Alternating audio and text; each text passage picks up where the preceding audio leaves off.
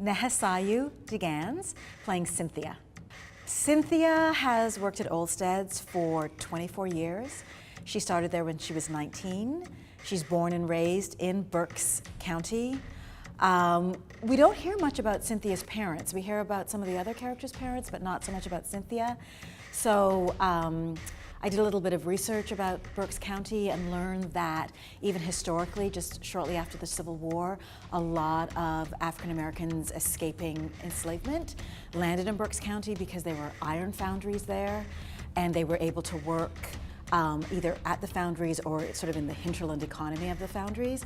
So I like to imagine that maybe one of Cynthia's parents is rooted in that history in Berks County, and maybe another parent is Caribbean, because I know that's true of Lynn Nottage's own family background, and it helps me to bring some of my own family background to Cynthia.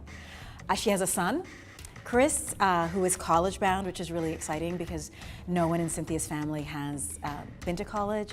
I think Cynthia probably had the desire to go to college, but didn't have access to that. And then her husband, Brucey, has been locked out of his plant, a different plant, Clemens Technologies. When we start the play, over a year, he's been locked out of work. He's run out of unemployment, and he has succumbed to opioid addiction. I love her use of language, the musicality, the rhythms, but I also love that as a playwright, no two of her plays have the same form.